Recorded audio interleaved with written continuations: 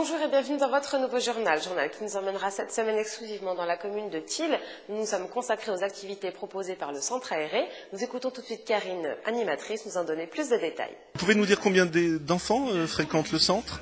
Donc là, il y a une vingtaine d'enfants. Là, ils sont 11 grands. Et les projets, encore une fois, je reviens sur ça, mais vous vous y mettez longtemps à l'avance, généralement, autrement, quand les vacances arrivent? Environ un mois avant, on prépare déjà pour le centre d'après, oui. Et ça vous met un petit peu de pression, parce qu'à chaque fois, des animations de plus en plus intéressantes et puis qui impliquent les enfants, ça doit être délicat de trouver de nouvelles animations. Oui, c'est pas évident de savoir déjà ce que eux veulent faire et des fois, on ne sait pas trop sur quoi se baser, parce qu'on ne veut pas que ce soit trop scolaire. Puis il faut en même temps qu'ils apprennent aussi certaines choses. Donc c'est vrai que c'est pas évident de gérer, mais là, on est tombé sur la bonne activité. Et on le sait aussi, à cet âge-là, les enfants sont assez turbulents, et je peux en parler parce que j'en ai de cet âge-là. Donc c'est simplement aussi de pouvoir les gérer aussi, hein. Ça doit être pas facile parfois. Non, c'est pas facile de les gérer, mais là, ils sont tellement captivés par les scientifiques. Tout est basé sur le jeu, c'est vraiment très très bien. Et donc, dernière question, les animateurs, ils restent toute la journée? Comment ça se passe pour eux? Oui, donc Émilie et moi, donc on est là toute la journée pour s'occuper des enfants. Donc le matin, on fait plus des activités sur les jeux où ils puissent vraiment se défouler. Et l'après-midi, donc il faut qu'ils soient un petit peu plus concentrés. Et donc on a les professeurs qui viennent que les après-midi. Je suis le grand professeur Van der Graaf. Je pense qu'on me présente plus, Van der Graaf. Je suis connu à travers le monde entier, évidemment. Donc là, vous voyez, on fait des ateliers avec des enfants de 5 à 10 ans. Et en l'occurrence, on lance des fusées. Et on parle d'ailleurs même de la troisième loi de Newton.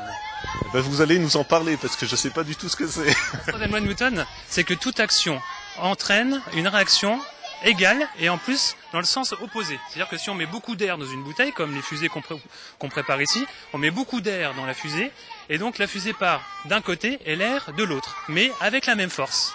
Donc si on met pas beaucoup d'air dans la bouteille part pas très loin avec peu d'air. Mais si on met beaucoup d'air dedans, l'air part d'un côté très loin et la bouteille avec la même force mais de l'autre côté. Exactement. Newton, il est beau ce Newton. Merci beaucoup pour cette leçon. J'ai envie de vous demander, là vous avez visiblement envie de partager vos découvertes avec les enfants. C'est un public facile? Ah oui, mais c'est toujours plaisant de travailler avec les enfants. Nous, l'idée, c'est en fait de faire des ateliers qui soient interactifs. C'est-à-dire que ce qu'on veut, c'est que les enfants, évidemment, apprennent en s'amusant. C'est un peu notre principe, ludique et éducatif. Mais surtout qu'ils apprennent, mais en faisant. C'est le but. Ça. Nous, le but, c'est qu'ils travaillent et qu'ils fassent des choses d'eux-mêmes. Nous, si on fait tout, ça sert à rien. Voilà, simple.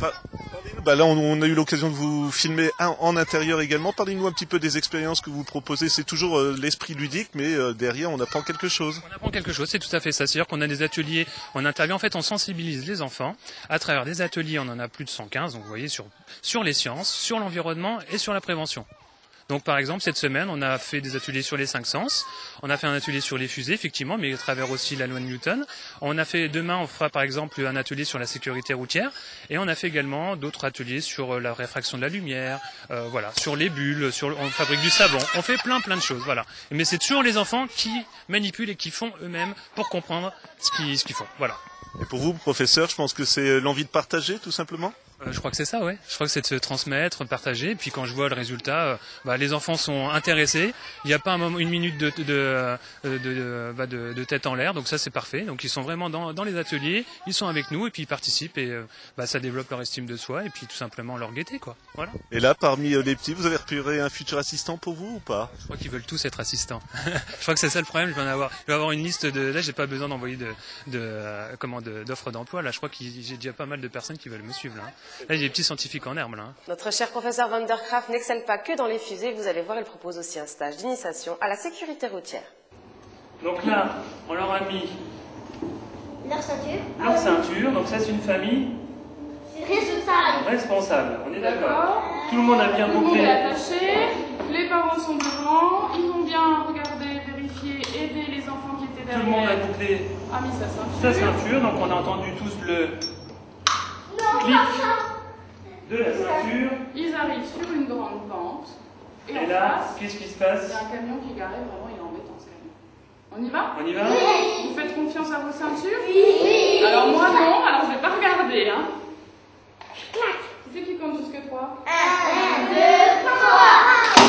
Oh, y'a rien. Ils sont bien nos œufs? Oui. Donc maintenant, on a une voiture, Irresponsable. une famille irresponsable. Pourquoi? Pas responsable. Pourquoi? Parce qu'elle ne met pas ses ceintures. Elles n'ont pas mis Ça, de ceinture. On va faire le même exercice, Le même voyage, Le la même même voyage. pente, le même accident. mais on n'a pas mis les ceintures de sécurité. On le fait jusqu'à 3. Qu'est-ce que ça va faire? Ils sont cassés. Ils sont cassés. Un super accident. Ils sont bloqués. Retournez vous asseoir. Alors, retournez vous asseoir. Regardez ce que ça fait.